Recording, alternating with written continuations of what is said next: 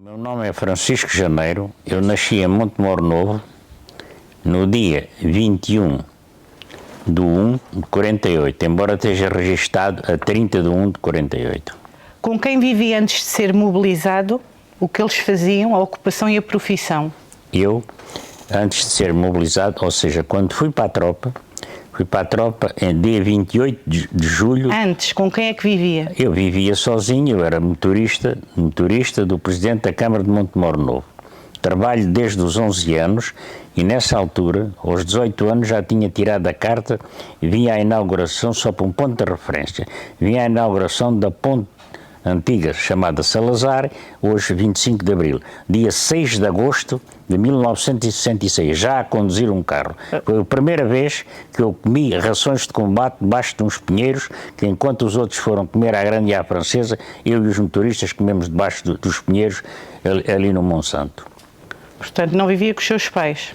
Eu vivia em casa dos meus pais, mas trabalhava de dia e de noite e vivia num quarto em Montemor Novo, onde eu trabalhava para o Presidente da Câmara, dormia lá na casa dele e vivia sozinho, sempre tratava de tudo. E o que é que os seus pais faziam? Meus pais trabalhavam no campo. Eu sou de Montemor Novo, eram trabalhadores rurais. E estudou?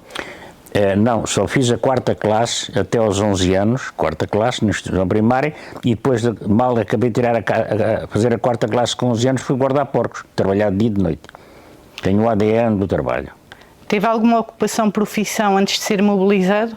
Tive, trabalhei no campo, a guardar gado, tirei a carta, como acabei de dizer, tirei a carta de condução, fui para lá aos 17 anos para a casa do Presidente da Câmara de Montemor, aos 18 anos tirei a carta e era motorista particular dele, vinha a Lisboa todas as semanas e corria o país inteiro, sempre a conduzir e a trabalhar.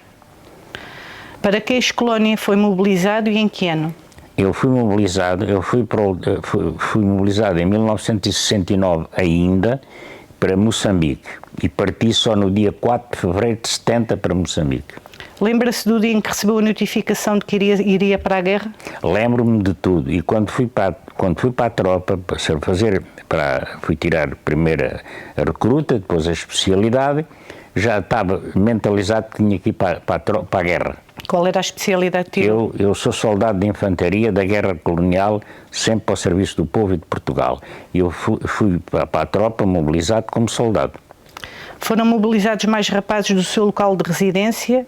Quantos mais ou menos? Isto não lhe posso precisar, mas éramos muitos. Montemor Novo, eu quando estive na tropa, alentejanos não éramos muitos, eram mais de Trás-os-Montes, havia muitos, mas alentejanos e transmontanos é que havia muito, e das beiras.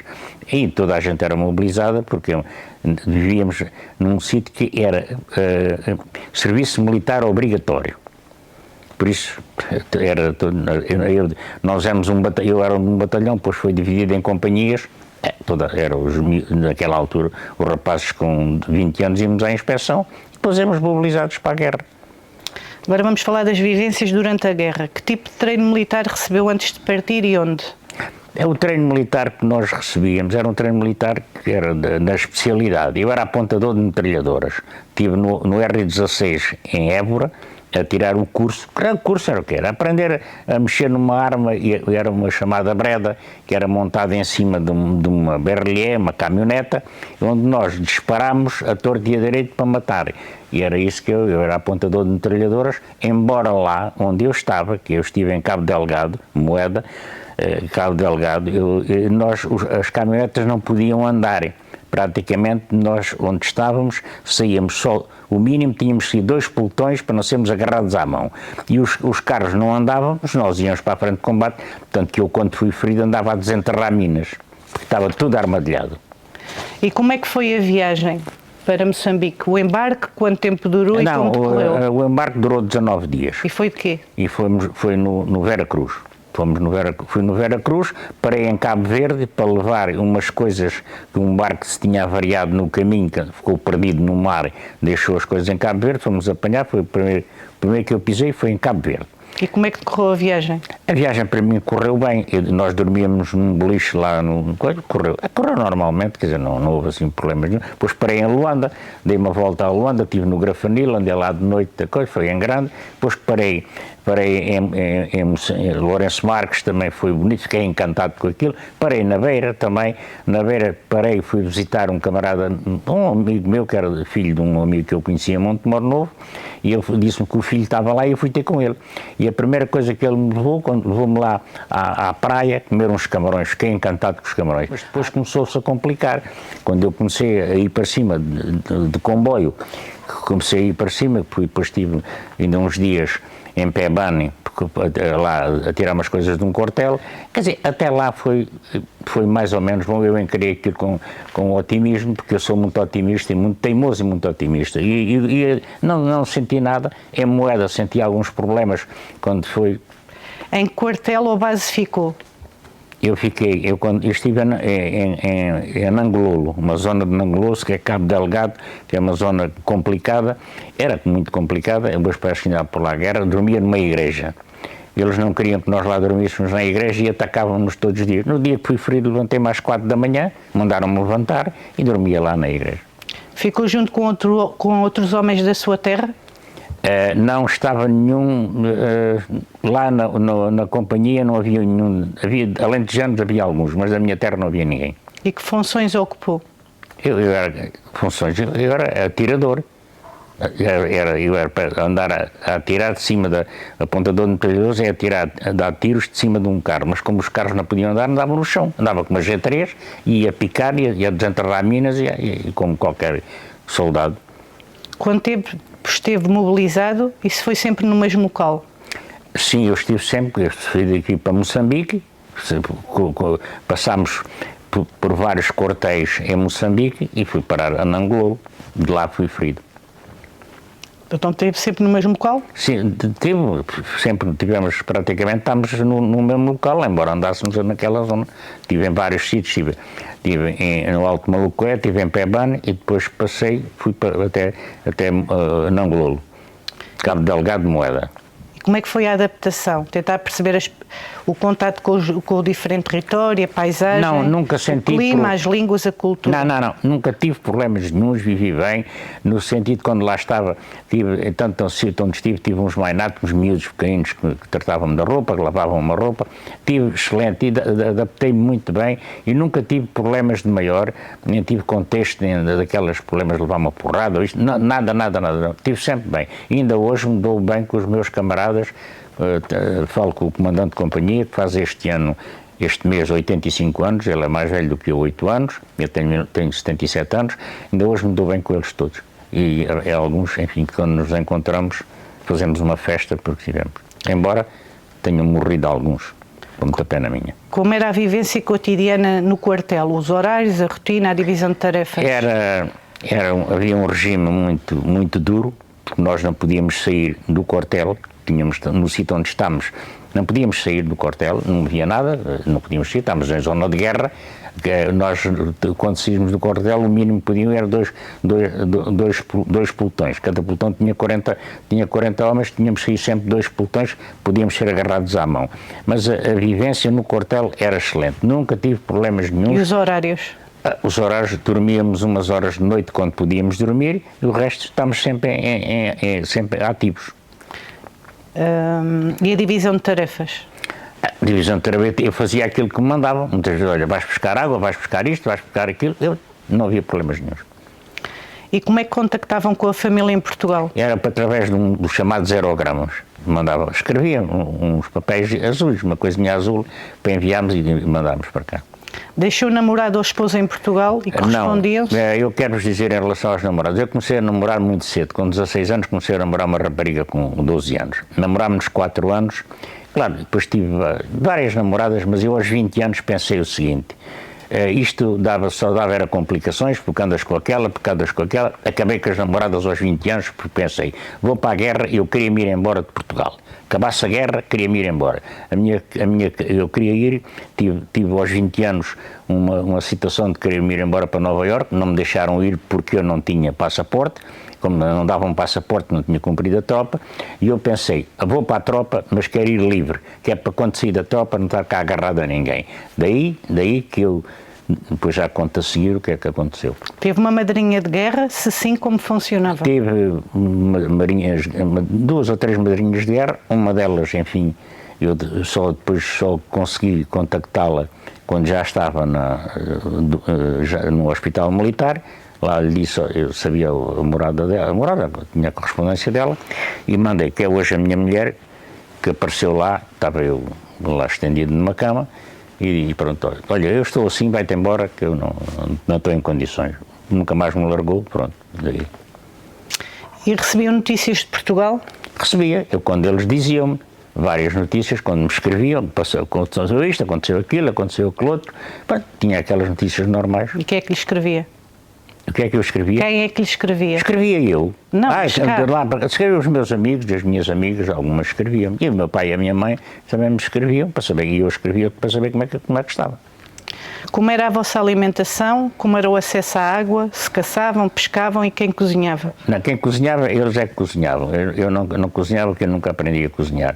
A alimentação era aquela alimentação. Eu, por acaso, não gosto de salsicha, não gosto disto nem daquilo, mas tinha que comer quando tinha fome. Levava uma caixa, que era uma chamada ração de combate. Começava por comer o que mais gostava e depois no final tinha que acabar de comer aquilo que não gostava. E às vezes alimentava-me, levava um cantil de água pequenino com 1 litro e tinha que pôr nos lábios e não beber a água, para aguentar a água até a data. Mas eu tenho uma questão que é o seguinte, consigo prever o que é, e alguns bebiam na água toda e depois não passavam sede. Eu conseguia com o cantil de água aguentar um dia ou dois, porque tenho que aguentar e também sou capaz, quando estou em crise, se me der para não comer, também consigo aguentar um dia ou dois sem comer. E caçavam e pescavam? Não se podia fazer isso, porque não podíamos sair do quartel, nem para caçar nem para pescar. Tinham assistência médica no quartel e como é que funcionava? Assistência médica havia lá um médico, um enfermeiro havia, mas era aquela coisa. Eu, por acaso, como nunca estive doente, nunca senti aquela coisa de doença, nem ir para lá chatear o médico, só deram-me lá uma injeção uma vez ou outra, já não sei porquê, tinha levado também na recruta essas injeções, mas praticamente nunca senti aquela dificuldade de doenças lá. Quando foi ferido, foi socorrido e evacuado por alguma enfermeira paraquedista? Não, fui ferido. Foi necessária a sua evacuação para Portugal? Se sim, foi acompanhado por uma enfermeira paraquedista? Não havia, eu fui ferido às 10 para as 10 da manhã, quando fui ferido, é claro, eu na altura que acabei de ser ferido senti logo que tinha ficado sem a perna, vi logo que não tinha, mexi os dedos da perna esquerda, vi que tinha os dedos da perna esquerda, entretanto, enfim, percebi logo que não tinha a perna, vi que mexi os dedos da perna esquerda, vi que tinha a perna esquerda, enfim, apalpei o corpo no outro lado, vi que estava tudo bem, fiquei descansado. Entretanto, pedi. Logo ali fiquei com receio de ser atacado, agarrei logo na arma, vi que na vista que estava, eu fiquei logo sem a vista, porque entrou-me um estilhaço para a vista direita e da outra via muito pouco, mas consegui aguentar. O enfermeiro que ia ao meu lado, coitado, começou a chorar, olha se fosse eu, porque ele estava ao pé de mim, como viu que arrebentou a mim, olha se fosse eu que ia ali, lá disse ao gajo para estar calado, apertei o braço, pedi para ele me dar uma injeção para as dores estar. Consegui aguentar aquilo, estive sempre à espera do helicóptero e estive lá o tempo que tive, aguentei sempre e até tive calma, ainda me recorda, iam uns paraquedistas ao meu lado para fazer a segurança, porque nós íamos desenterrar minas, a calma que ele tem, eu ouvi a calma que ele tem, estive sempre à calma. O helicóptero chegou, não sei quanto tempo foi, porque nós estávamos em linha reta, da Moeda para ali, se deviam ser para uns 30 km. Mas acontece que os helicópteros tinham que ver se chovia, se estava trovoada, se não estava, mas entretanto ainda tenho aqui a imagem do helicóptero. Do helicóptero, está aqui, a imagem do helicóptero a sacar-me da coisa, vim para Moeda, cheguei a Moeda, do hospital de Moeda, pronto, passado umas horas, ouvi alguém, conheci pela voz, perguntei o que é que se passou. Houve muitos mortos, ele disse-me, houve muitos mortos, há muitos feridos, eu entretanto depois acalmei. Dali saí saí de Moeda, vim para Nampula, onde estive a Nampula, também no hospital. Aí no hospital tive alguns contactos, mas acontece uma coisa, como não havia oftalmologia, e eu precisava de ser tratado da vista, nomeadamente, vim para o Hospital Miguel Bombarda para Lourenço Marques. Aí tiraram a vista. Tive um problema quando o médico disse, bom, temos que tirar a vista, eu não percebi, que não sei se era as duas vistas, se era esta, aí tive um ataque, quer dizer, parece que até chorei, assim, numa situação, porque pensei que ficava sem ver. Ainda me recorda de uma senhora da Cruz Vermelha que chegou ao pé de mim, deixa lá, o meu marido só tem uma vista e veio. E eu acalmei. Passado, depois fiquei assim um bocado enervado, depois quando me tiraram o da vista, que eu vi que conseguia ver, fiquei mais animado, lá encontrei, ao lado ouvi falar que estavam lá uns homens da Marinha, e eu disse, olha lá, conheces o Monte Mora? O Monte Mora é um rapaz da minha terra que tinha ido comigo no barco e tinha ficado em Lourenço Marques, da Marinha. Conheço, diz ao Monte Mora que eu estou aqui.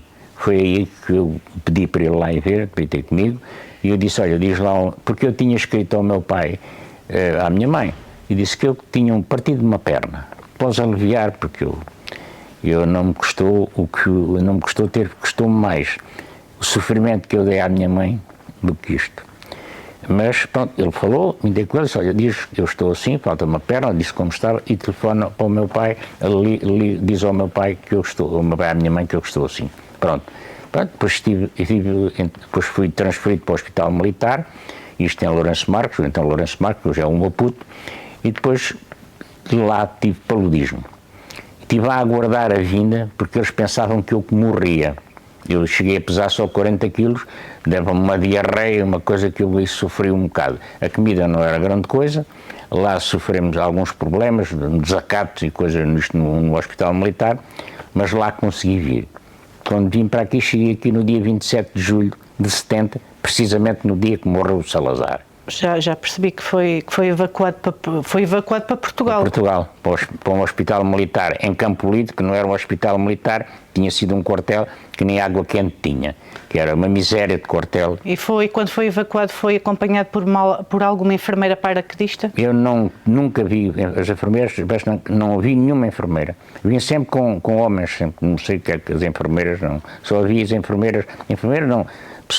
Há mulheres aqui ligadas a que eram da Cruz Vermelha. Da Cruz Vermelha, e por do resto lá não. Tem alguma memória das enfermeiras paraquedistas? Eu nunca vi nenhuma, não vi nenhuma.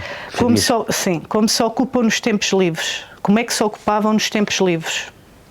Eu nos tempos livres, enquanto estive no hospital, tinha um sofrimento terrível porque eu não podia andar.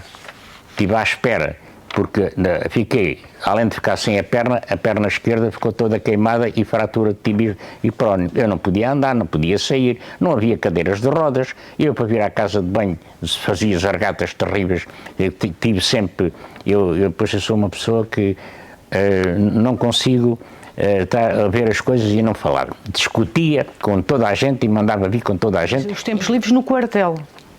No quartel, filha, no quartel eu não tinha tempos livres, eu tive sempre, eu nunca tive aqueles tempos livres no quartel, nunca tive aquela coisa de andar metido nisto, naquilo, não me lembro de quartel, praticamente quando estava na recruta ou não, nunca tive tempos livres no quartel. Como é que passavam os feriados e as festas, o Natal, a Páscoa, os aniversários? Vinha à casa.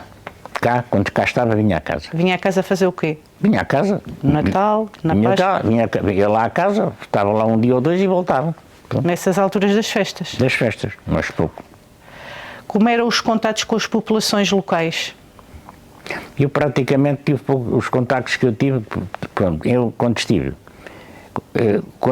em África, lá quando estava na guerra não podia ter contactos com ninguém, porque nós não nos deixavam ter contactos com ninguém. Eu estive em Moeda 3 ou 4 dias, estávamos ali no quartel, nós até nem convinha sairmos dali.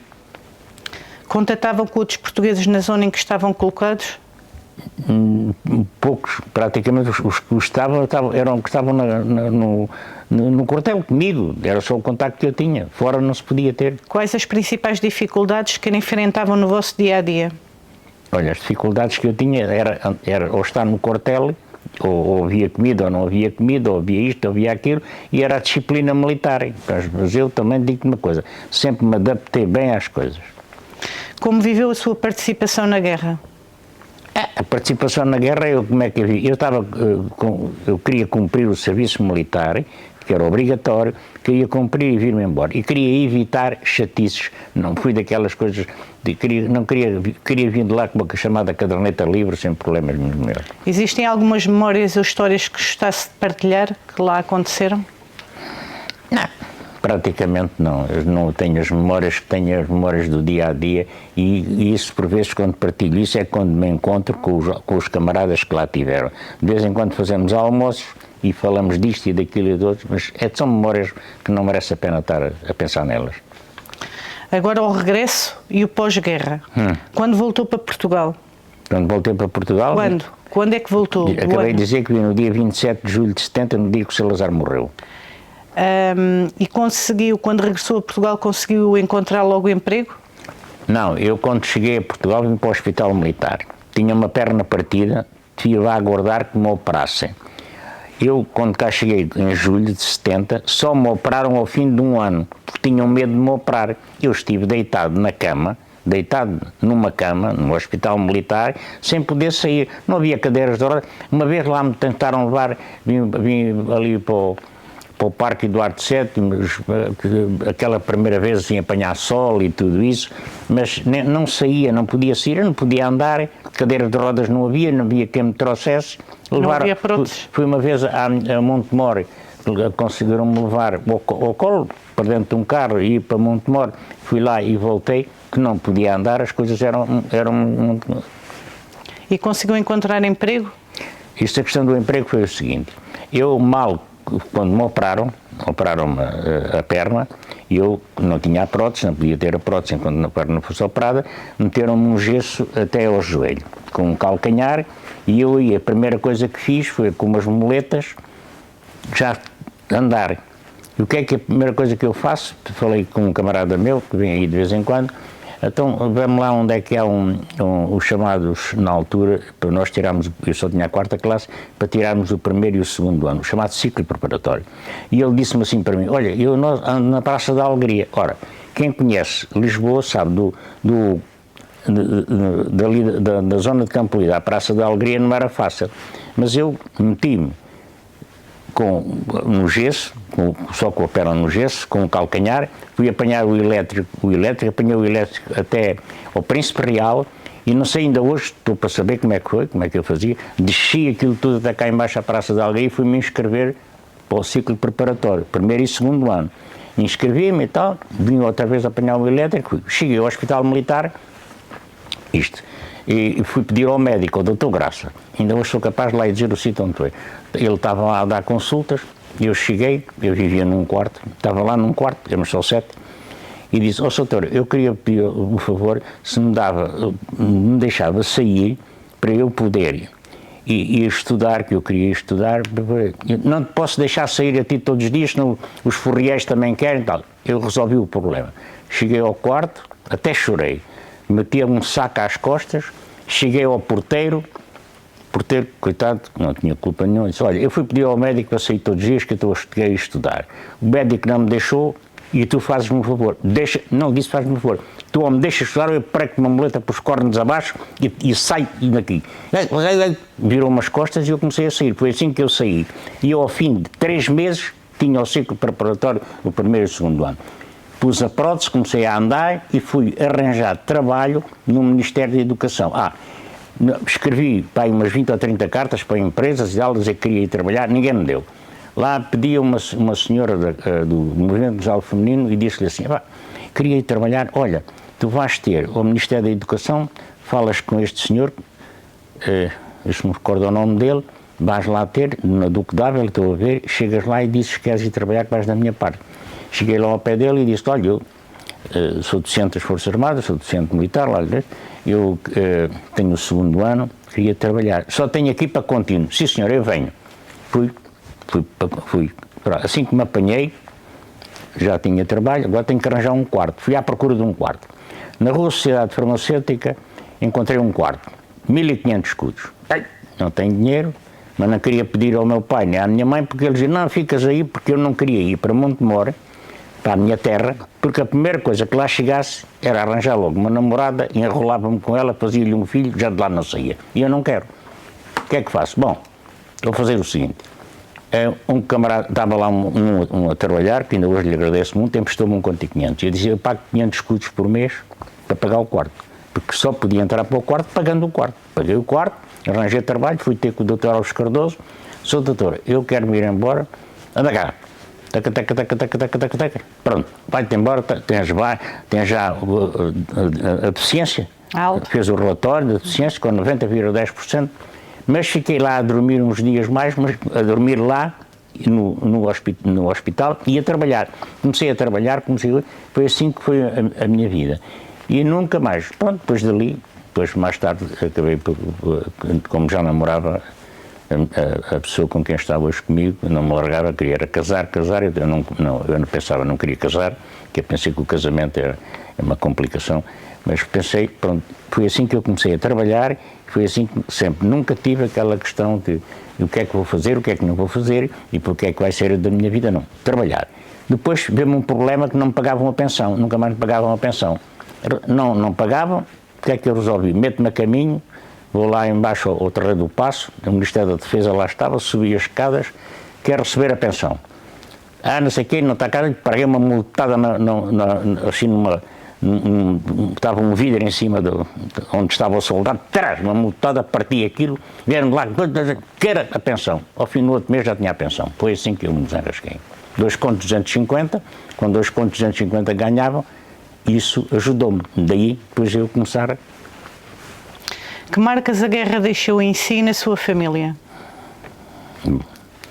Para a minha família foi com certeza um desastre. Mas eu pensei, estou assim, vou-me desenrascar. Já que estou assim, eu tenho que resolver. Para mim não tenho aquela coisa, isto aconteceu, é assim. Não, eu tenho um problema na vida, desenvencilho-me dele, não estou a pensar, não me quero saber do passado, quero saber do futuro. Estou deficiente, há coisas que estou limitado, não consigo fazer.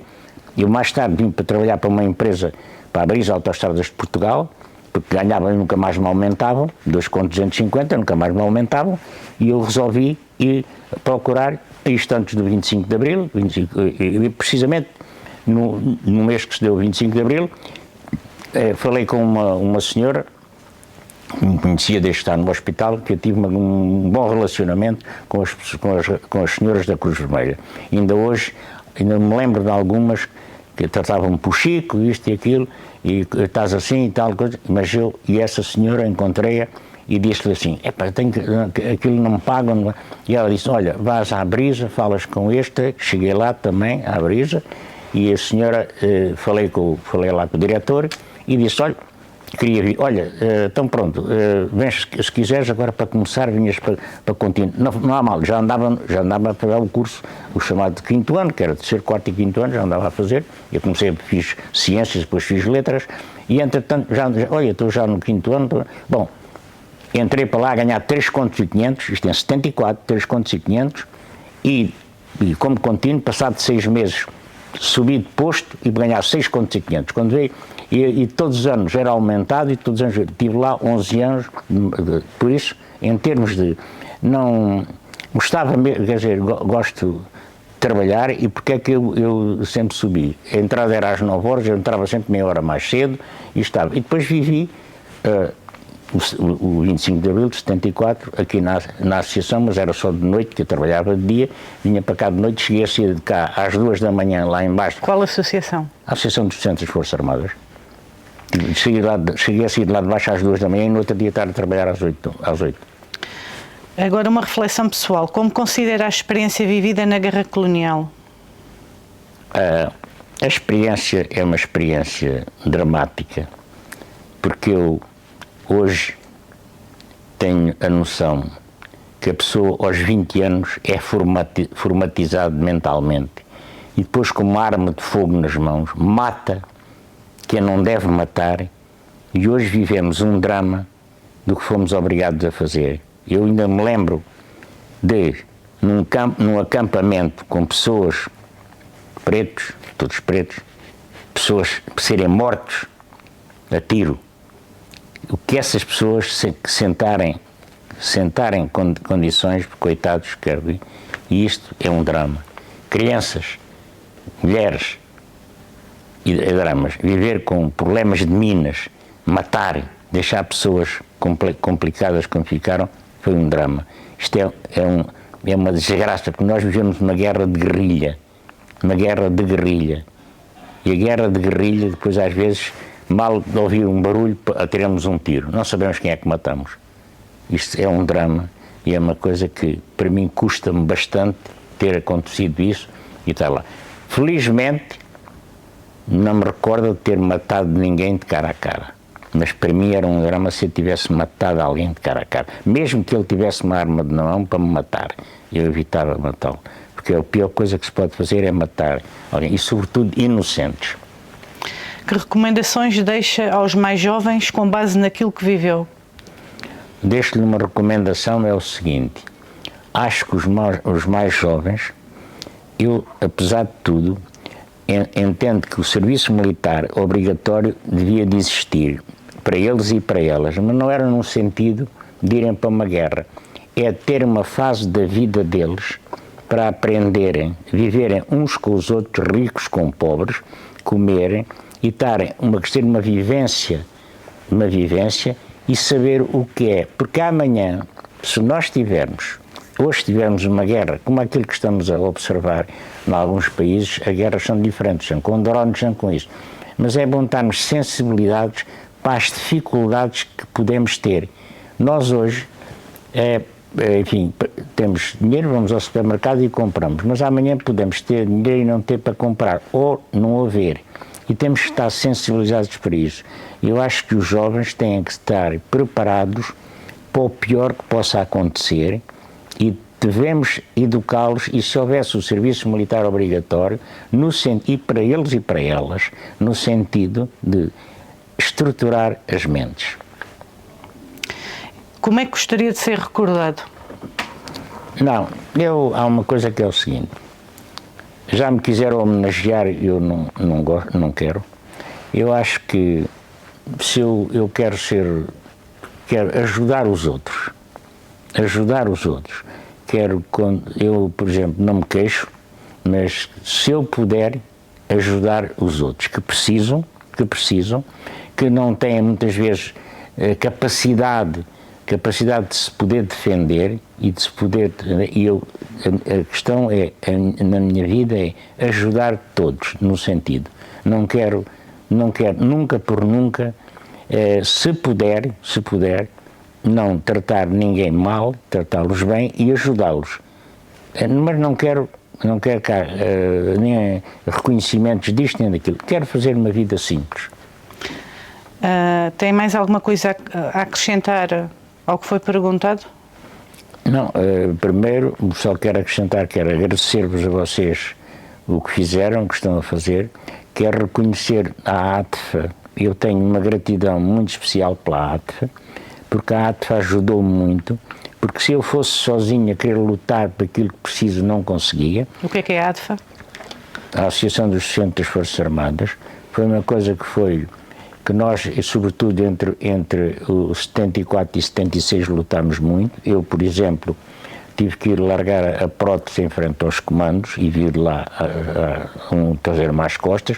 No outro dia fui trabalhar para a brisa de muletas, para fazer ver que nós estamos a lutar e, ao mesmo tempo, saber o que se conseguiu naqueles 2 anos, que não conseguimos tudo, e que temos agora que conseguir todos os dias, ajudar pessoas que não conseguiram realizar e temos permanentemente, e estou disponível, enquanto eu puder, se eu viver como eu quero viver até aos 100 anos, mas que eu possa trabalhar pelo menos até aos 90, e que esteja mentalmente capaz e fisicamente capaz.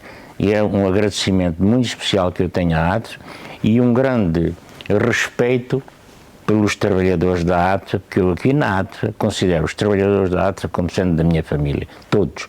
Não é preciso trabalharem comigo, é toda a ATFA.